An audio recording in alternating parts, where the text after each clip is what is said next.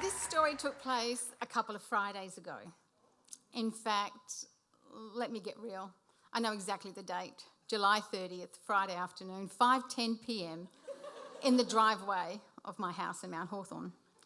So I'd had a really busy week and I had so much stuff in my car. I'd been away for 3 days, hadn't been home. And normally I leave that for the weekend, but I thought, no, you know what? Get it done on a Friday night. Get everything out of the boot of the car. Then you can get inside, have a shower, get into your jammies and have a quiet night.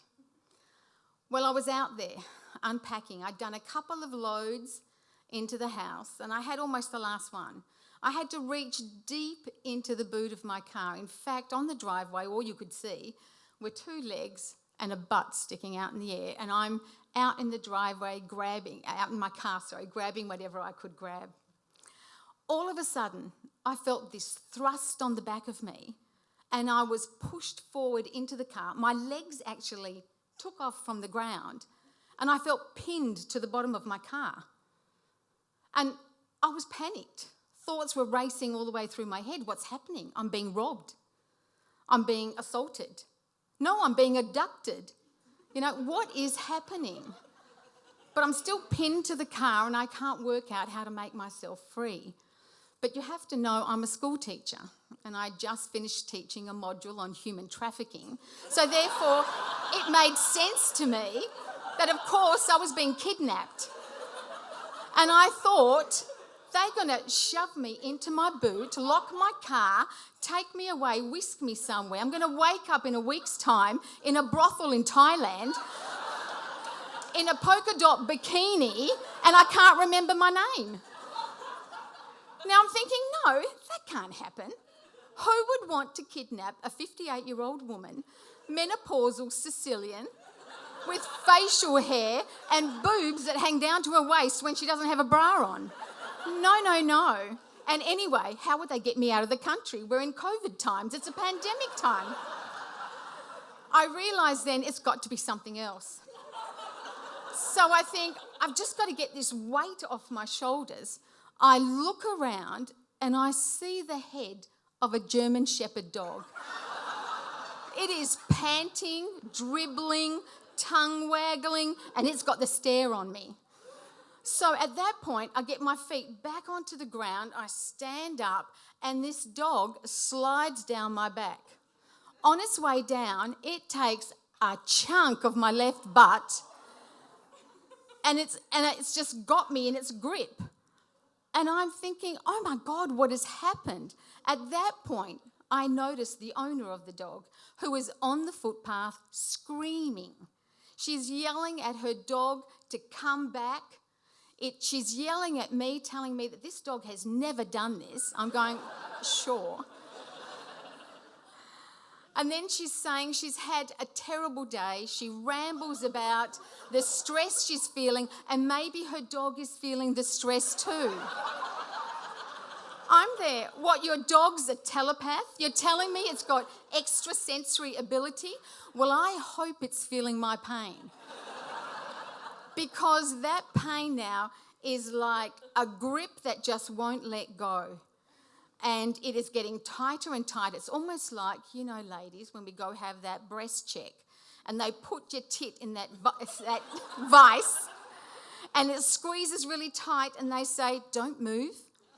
And it's killing you. It's exactly what it feels like. This dog has me like in this vice and I cannot work out how to free myself from him. In fact, every time she comes and grabs the lead and tugs on it, this dog is like, no, wait. This dog is like bunging off my butt and then smacking back on my ass.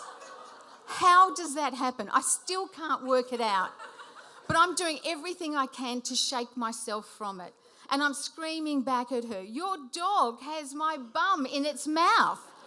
I am certain every one of those 32 adult teeth in that dog is embedded in my butt with those canines right in there.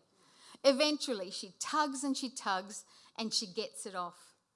And as I'm looking at this dog leaving me finally, I'm thinking about how the hell did it stay stuck to me for that long? And then I realised COVID has not been kind to me, okay? The last 16 months have been tough. And I've put on about 6 kilos. So that morning in July, that Friday morning, as I was dressing, I thought, I want to look a bit shapely today.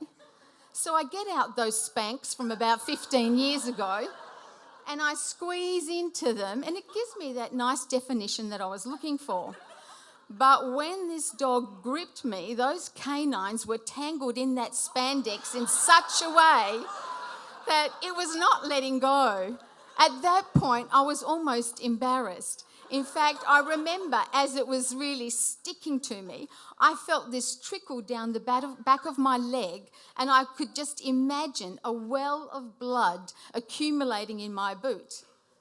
Well, at the point of realising what actually had happened, I also realised, another disclosure, I had actually wet my pants. I wasn't bleeding at all. It was not blood in that boot, it was urine. When she took the dog away, she just apologised profusely. She wanted my name, my address. She wanted to send me flowers. I just couldn't bear it any longer. I was so embarrassed, I just wanted her to leave.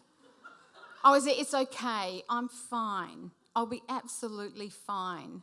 So I make my way back into the house. I get just onto the porch and that's my first vomit. And I realise that the wetting my pants, light bladder leakage is a very real thing for women my age, and the vomiting was part of the shock. I just had to get into my house. I have my daughter, my 23-year-old daughter, upstairs, and I'm thinking, she's got to have a look at my butt. I'm saying to her, "I've been bitten by a dog," and I race up the stairs. I get up there, down go my trousers, down go my Spanx, and I say to her, have a look at the wound. Now, however you cut it and you slice it, a 23-year-old does not want to have a look at her mum's hairy ass. And I am putting my hand on my butt and I'm putting it up and I'm going, there's no blood on it, I'm putting my hand on my butt, there's still no blood. But it's like a throbbing, floppy bit of flesh there. So I asked my daughter to have a look at it and she goes, "Mum, I think the greys will heal." I go, "The greys? What are you talking about?" She goes, "I think the greys will heal." Well, as it was in the end, a large Band-Aid kind of covered it. I'd had my tetanus shot, within the last 10 years, so I was doing okay. But let me tell you, that bruise, that reddish, purple, bluish, black, big jaw mark bruise was spectacular. I think I showed my butt to whoever wanted to see it. Family, friends, even colleagues. It was like my badge of honour. It was like a war wound, and I took it on tour. Thank you.